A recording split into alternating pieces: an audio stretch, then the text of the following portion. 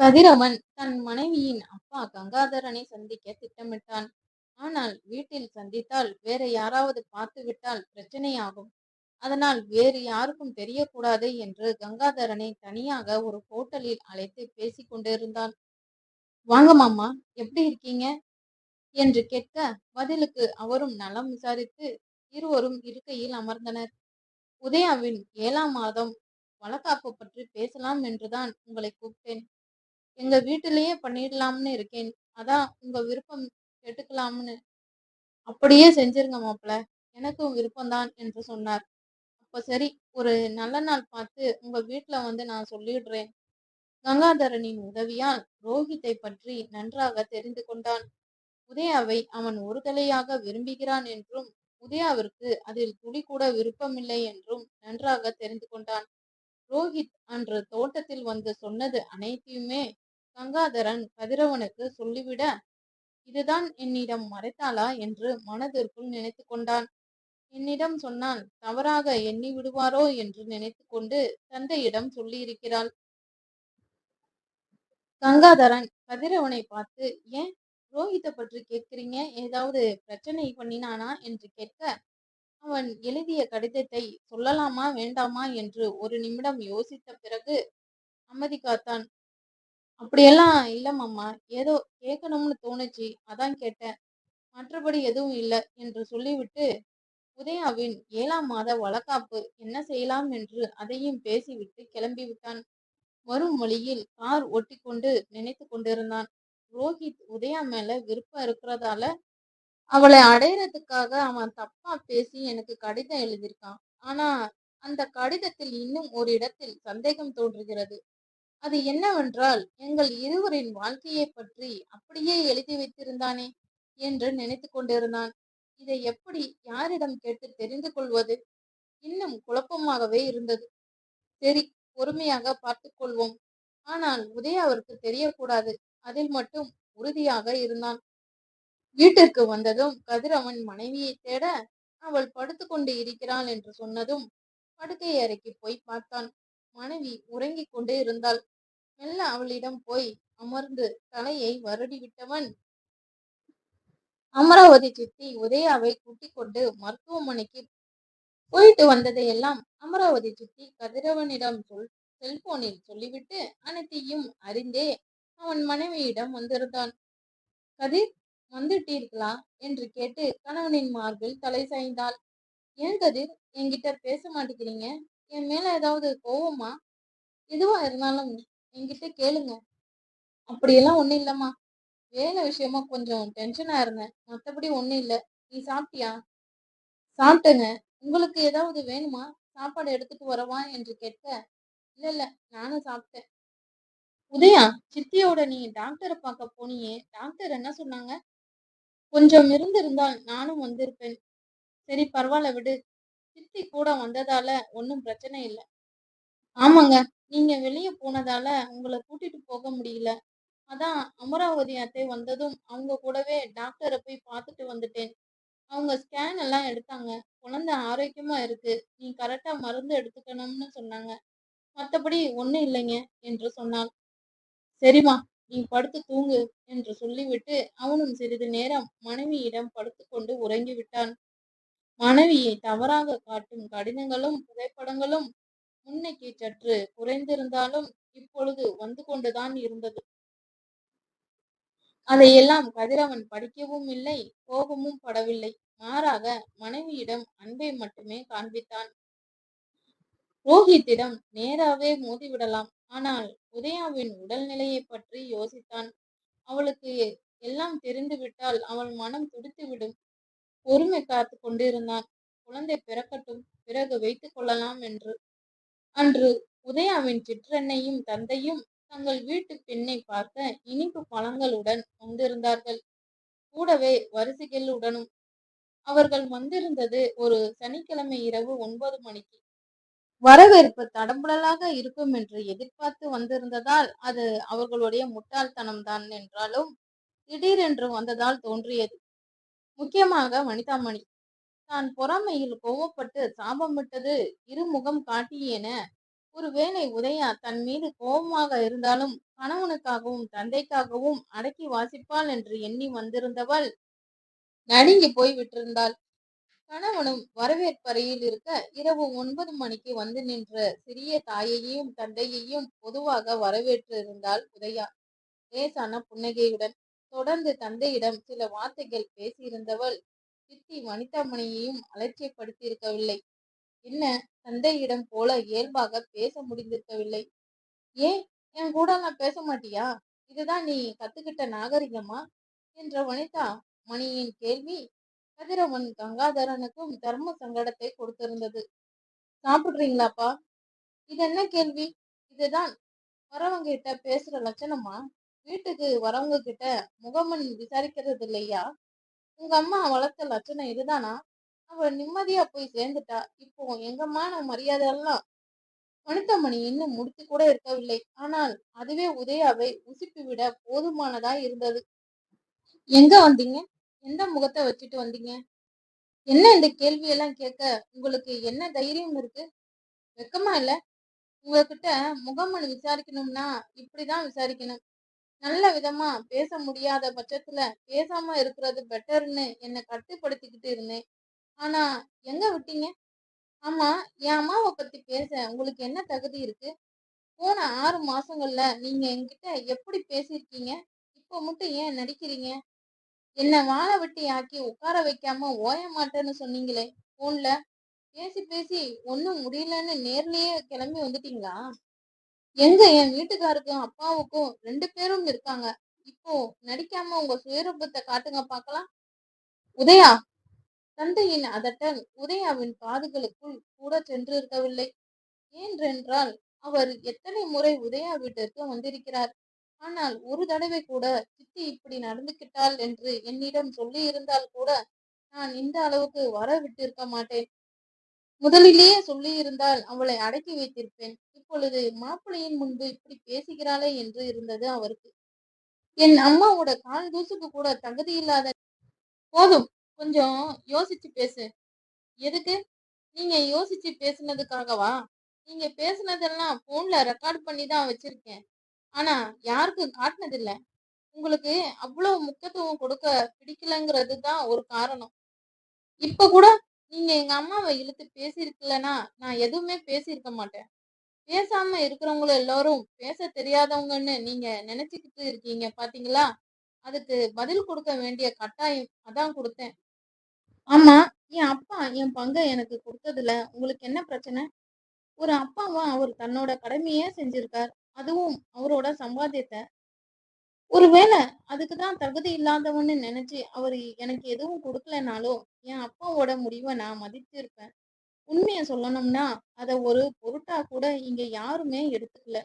ஏன், இன்னும் ஒரு வார்த்தை கூட இவரோ இல்ல அத்தை மாமாவோ அத பத்தி எதுவுமே கேட்டதில்ல. இப்ப சொல்றேன், என்னை பத்தி பேசுறதோ பாக்குறதோ கூட இல்ல. நினைக்க கூட கூடாது. இந்த மாதிரி சமயத்துல சாபம் வாங்கிக்காத என்றாள் வனிதாமணி. ஷபாஷ், இத மறந்துட்டேன். எடுத்து கொடுத்ததுக்கு நன்றி. சாபங்கிறது உண்மைக்கும் நியாயத்துக்கும் கட்டுப்பட்டு தெரியாம கூட மத்தவங்களுக்கு தங்களால ஒரு தீங்கு வந்துடக்கூடாதுன்னு வாழ்ற பெரிய மனுஷங்க கொடுக்கறது. அதுக்கு நீங்க நேர் எதிர். நீங்க பாவம், மனச போட்டு குழப்பிக்காதீங்க. இத்தனை மாசங்களா நீங்க எனக்கு கொடுத்த எத்தனையோ சாபங்களையும் சேர்த்துதான் சொல்றேன். இப்ப கூட எதுக்கு வந்திருப்பீங்க? நம்ம இவ்வளவு மெனக்கட்டு இல்லாததையும் பொல்லாததையும் சொல்லி கூட புருஷன் பொண்டாட்டிக்குள்ள எந்த பிரச்சனையும் வரல போல இருக்கே. அப்படி மட்டும் ஏதாவது நடந்திருந்தா இன்னும் கிளம்பி வரலாமா இருப்பா? சரிதான், நேர்ல போய் முடிஞ்சதை பண்ணிட்டு வரலாம்னு தானே. என் அம்மா மட்டும் இருந்திருந்தா எனக்கு இந்த மாதிரி எல்லாம் நிலைமை வந்திருக்குமா? தயவு செஞ்சு உங்களை கெஞ்சி கேட்டுக்கிறேன். எங்க அம்மாவை பத்தி நீங்க எப்பவுமே பேசாதீங்க. அவங்க ஆத்மா உங்களை மன்னிக்கவே மன்னிக்காது. என் வாழ்க்கையிலும் இனிமேல் விளையாடணும்னு நினைக்காதீங்க. என்ன மன்னிச்சிடுங்கப்பா.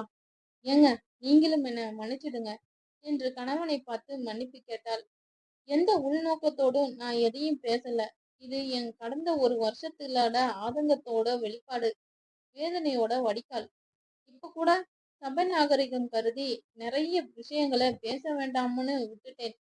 உண்மையா இருக்கிறவங்கள விட அழகா நடிக்கிறவங்களுக்கு தான் இந்த காலத்துல மதிப்பும் மரியாதையும். பொன்னம்மா கிட்ட சொல்லிவிட்டு தூங்க போறேன், வந்து சாப்பிடுங்க என்றவள் அங்கிருந்து வந்திருந்தாள். மாமனார் மாமியாரிடம் தனது வருத்தத்தை தெரிவித்து சாப்பிட அழைத்து போய் உபசரித்து விட்டு மனைவியை பார்க்க வந்திருந்தான் கதிரவன். மனைவியின் கதறலில் அப்படியே அவளை ஆறத் தழுவி தன் நெஞ்சில் சாய்த்து கொண்டான். வேண்டாமா, போதும். உன் மனசுல இருக்கிற பாரம் எல்லாம் கொட்டி விட்டாய், விடு. இனிமே இதெல்லாம் நினைச்சு வேதனைப்பட்டுக்கிட்டு இருக்காத. நான் தான் சொல்றேனே, நான் எப்பவுமே உன் பக்கம் இருப்பேன். யார் என்ன சொன்னாலும் உன் மேல நான் கோவப்பட மாட்டேன். கதிரவனுக்கு இப்பொழுதுதான் புரிந்தது, யார் ரோஹித்திடம் சொல்லி இருப்பார்கள் என்று. பிறகு மனைவி ரெக்கார்ட் பண்ணி இருந்த வனிதாமணியின் பேச்சுக்கள் அனைத்தையும் கேட்டு இருந்தான். ஓ, அப்படி போகுதா சங்கதி? சரி, பார்த்துக் கொள்கலாம். ஏற்கனவே இவள் மனம் நொந்து போயிருக்கிறாள். இனியும் இந்த பிரச்சனையை கொண்டு வர வேண்டாம் என்று அமைதி காத்தான். மனைவியை கட்டிலில் படுத்து உறங்க வைத்துவிட்டு மாமனார் மாமியாரை வந்து பார்த்தான். அப்போ நாங்க கிளம்புறோம் என்று வந்த கங்காதரனிடம் சாப்பிட்டீங்களா என்று கேட்டிருந்தான். ஆச்சு மாப்பிள. இந்த நேரத்துல ஏன்? இருந்துட்டு காலையில போலாமே. அந்த திட்டத்தில் தான் வந்திருந்தார்கள். ஆனால் இப்பொழுது அப்படி செய்யும் எண்ணம் இருக்கவில்லை. இல்ல மாப்பிள, கிளம்பணும். உதயா ஏதோ ஆதங்கத்துல பேசியிருப்பாளா இருக்கும். மாப்பிள, உங்களை விட எனக்கு உதயாவை பற்றி தெரியும். ஆனா இப்போ நான் யாருக்கு சப்போர்ட் பண்றதுன்னு தெரியாம முழிச்சுக்கிட்டு இருக்கேன். பரவாயில்ல, நீங்க மகளை நல்லபடியா பாத்துக்கோங்க. நான் இன்னொரு நாள் அவளை வந்து பார்த்து பேசிக்கிறேன். இத பத்தி நான் இருக்கிற ஸ்டேட்டஸ்க்கு கேட்டா எனக்கு வேற விதமா பிரச்சனை வந்துடும். என்ன இவன் ரெண்டாம் தரமா வந்த மனைவி கூட பிரச்சனை பண்ணி பிரிஞ்சிட்டானா என்று அது இது என்று கேட்டு விடுவார்கள். ஊர் உலகத்தில் என் மானம் போய்விடும். நான் அவளுக்கு எவ்வளவோ சொல்லிட்டேன். இனி நான் சம்பாதிக்கிறது எல்லாமே உனக்கும் உன் பிள்ளைங்களுக்கும் மட்டும்தான். அவ அதையும் அமைதியா கேட்டுட்டு இப்போ என் மகளிடத்தில் பிரச்சனை பண்ணிக்கிட்டு இருக்கா. இனி என் மனைவியை வைத்து உதயாவின் விசேஷ காரியங்களுக்கு கூட்டிட்டு வர போவதில்லை.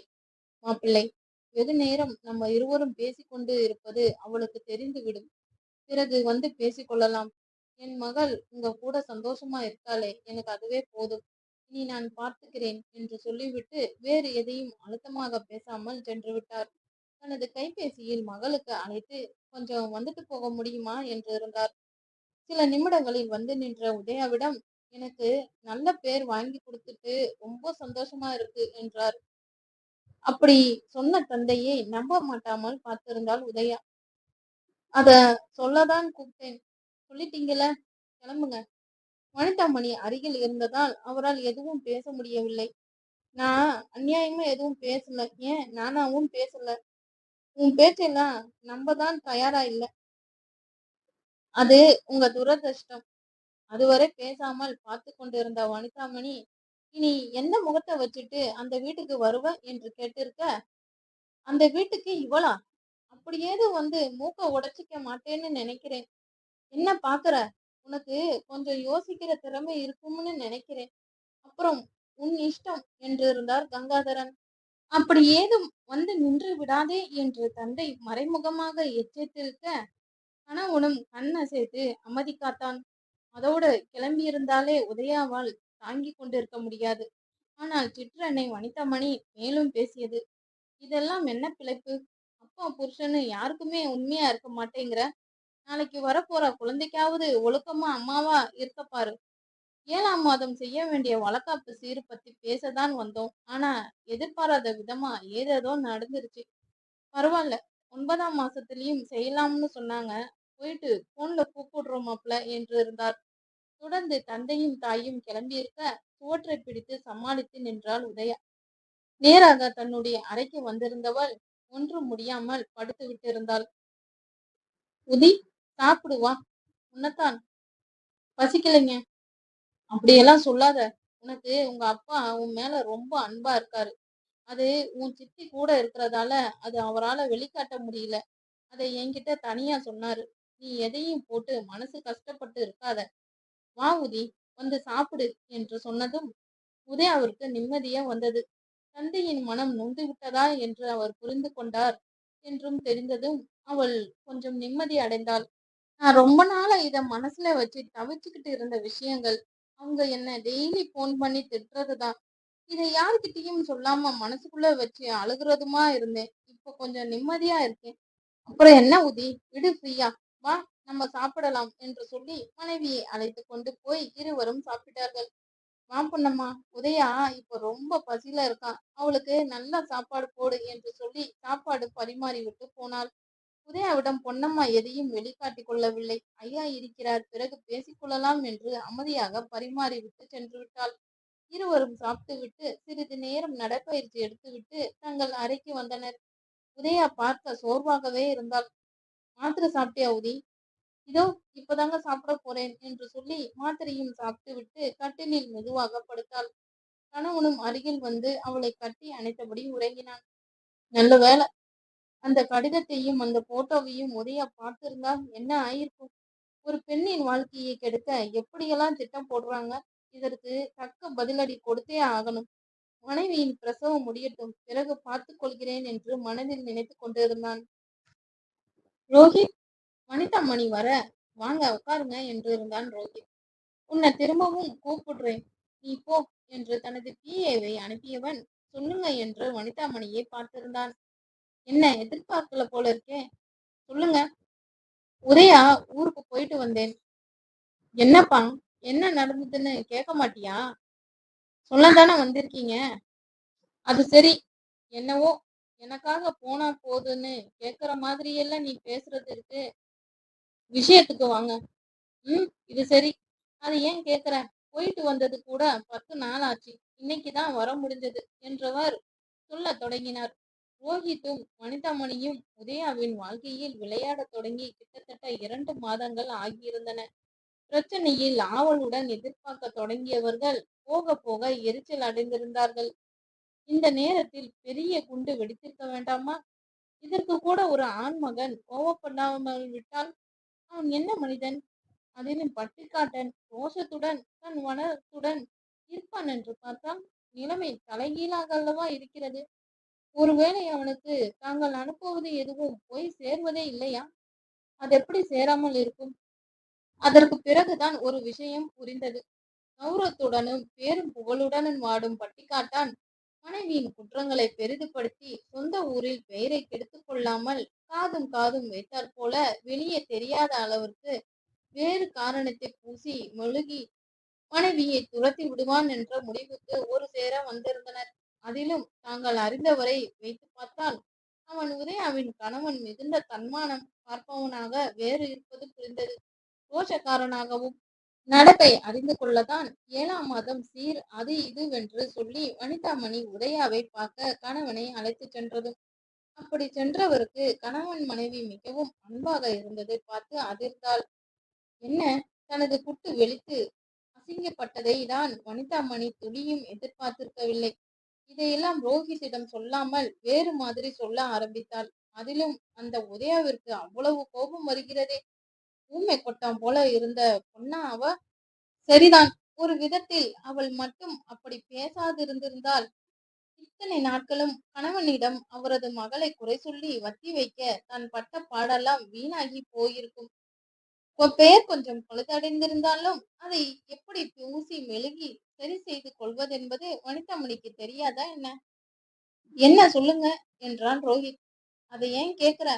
புருஷன் பொண்டாட்டி 2 பேரும் கீரி பாம்புமா இருக்காங்க. புரியல? அதான் 2 பேருக்கு இடையே ஒன்னும் சரியில்லை. அதுலயும் உதயா புருஷன் விட்டா கண்ணிலேயே உதயாவை எரிச்சிடுவான் போல இருக்கு. உதயாவும் ஆளு பார்க்கவே மெருகில்லாம ரொம்ப சோர்ந்து போய் கிடந்தா. எங்க கூடவே கிளம்பி வந்துடுவாளோன்னு கூட நினைச்சேன். அந்த அளவுக்கு 2 பேரும் ஆளுக்கு ஒரு மூலைய பார்த்துக்கிட்டு இருக்காங்க. ஆனாலும் உதயா புருஷன் நம்ம நினைச்சதை விடவும் புத்திசாலியாவும் அழுத்தக்காரனாவும் இருக்கான். குடும்ப பிரச்சனைகளை சிலது பேச வேண்டியதாயிடுச்சு. நம்மளை பேச வச்சு நாம பேசுறத கேட்டுக்கிட்டு இருக்கானே தவிர அவன் ஒரு வார்த்தை வாயை திறந்து பேசல. ஒரு விதத்துல பார்த்தா அவன்கிட்ட உதயா பாடு ரொம்பவே திண்டாட்டமா தான் இருக்கும். அப்புறம் என்றான் ரோஹித். வேற என்ன? இத சொல்லதான் கிளம்பி வந்தீங்களா? இதென்ன இப்படி கேட்டுட்ட? நாம நினைச்ச மாதிரிதான் நடக்கலையே. தவிர நாம நினைச்சது நடந்துட்டு தான் இருக்கு. ஆனா என்ன? உதயா கிட்ட மறைமுக பேசுனா பலன் இருக்கும்னு இனி எந்த முகத்த வச்சுட்டு ஊருக்கு வருவேன்னு கேட்டேன். ஏன்? என் அப்பா வீட்டுக்கு நான் வரதுக்கு என்ன? நாளைக்கே வருவேன்னு சொல்லுவான்னு பார்த்தா, அவ அப்பா உள்ள புகுந்து எல்லாத்தையும் கெடுத்துட்டார். என்னாச்சு? என்றான் ரோஹித். அவருக்கு அவ்வளவு கோபம் வரும்னு நானே எதிர்பார்க்கல. ஏன்? பார்த்ததும் இல்ல. வீட்டு மாப்பிள்ளைக்கு முன்னாடி குடும்ப பிரச்சனைகள பேசினா கோவமோ என்னவோ. அது எப்படி வருவான்னு பார்க்கிறேன்னுட்டார். அதோட விட்டிருந்தா கூட பரவாயில்லன்னு பார்த்தா, வராதன்னே சொல்லிட்டார். உதயா தன்னை தனது குட்டை கிழித்து வெளித்ததையே தான் குடும்ப பிரச்சனை என்று மாற்றி சொல்லியிருந்தாள் வனிதாமணி. ரோஹித்திற்கு பயந்துதான். எங்கே அனைத்தும் உங்களால் தான் என்று தன்னை ஏதும் சொல்லி விடுவானோ என்பது. சும்மாவே உதயாவின் வாழ்க்கை கெடுக்க கங்கணம் கட்டி இறங்கியிருந்தவளுக்கு பெரும் பணக்காரனான ரோஹித்தாலும் பலன் கிடைக்க வாய்ப்பு இருக்கிறது என்று தெரிந்த பிறகு 2 மடங்கு சுவாரஸ்யம் பிறந்துவிட்டிருந்தது. முன்னை விட கவனத்துடன் நடந்து கொண்டாள். அதானே? என்ன? அவரால தானே பிரச்சனையே. அன்னைக்கு என்னாலன்னு சொன்ன? இப்போ அதுதான் ரொம்ப முக்கியம்.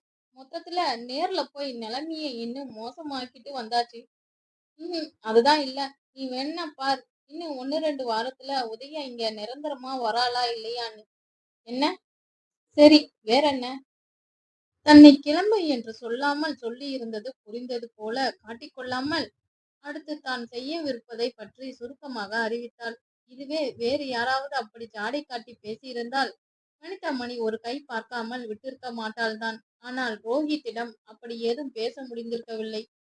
உதயா திடீரென்று எனவோ ஒருவனை மணப்பாள் என்று ரோஹித்தும் துளியும் எதிர்பார்த்திருந்தவன் இல்லை. இல்லை என்றால் எப்பாடுபட்டாவது அதற்கு முன்னரே அவளை தனது சொந்தமாக்கி இருப்பான். அதை எப்படி யூகிக்காமல் போனோம்?